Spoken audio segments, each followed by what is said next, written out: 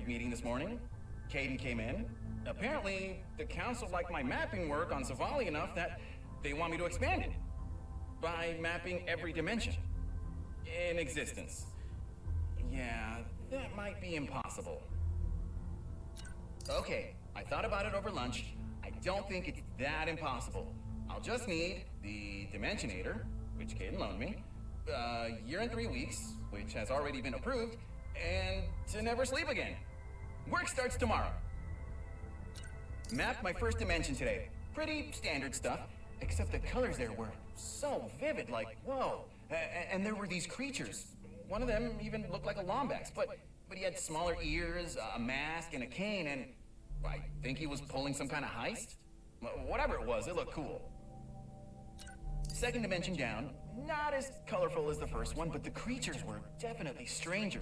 Their bodies were made out of all these old relics, but they could break apart and still be alive. It was so wild. And now I wish I had asked Caden for more time. I just want to learn the stories of all these dimensions. Third dimension was cubes. Really, really smart cubes. I don't know what else to say there, except that I might have to stop doing these for every dimension I visit, because there's a little bit less than an infinite amount left, and I could have mapped 32 in the time since I started talking. Yeah, okay, bye.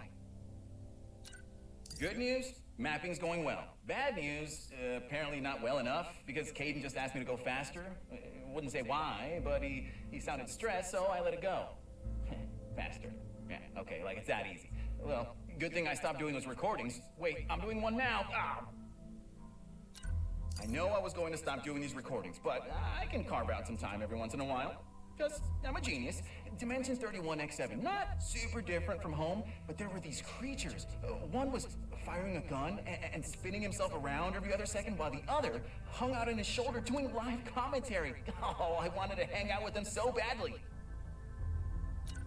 I finally figured out a way to map even faster. Caden might kill me, but listen. Instead of all the cranking and pulling a trigger to use the Dimensionator, I just converted the whole thing into a helmet that runs on voice commands. I mean, he can't argue with the results, and if he does, I'll just complain about it here. Dimension 242Y8, quite possibly the cutest dimension I've ever seen. Oh, the inhabitants were all made out of wool, I think. They could literally make anything. And there was a really pleasant voice following me around everywhere. Oh, it was incredible. Oh, and what's even better? I think I'm finally close to mapping my last dimension. So tomorrow I'm going to sleep in for an hour, because I'm done, baby. I mapped every single dimension in existence. Woo-hoo-hoo! Oh, I can't wait to see Caden's face when I give him the map. And tell him that I'll be going back to all those dimensions soon. There's still so much I can learn. I found out why Caden has been so stressed lately.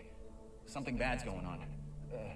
Bad enough that we need to hide as many Lombaxes as we can. And I guess all of my mapping work was to help find the perfect dimension for us to hide in. So, yeah. Hope I didn't screw anything up. This is my final recording.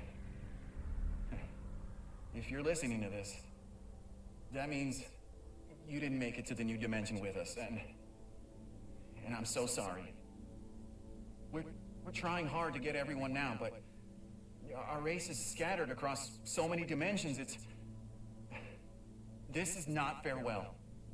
I left a copy of my dimensional map in the archives, and I marked down where we're all going.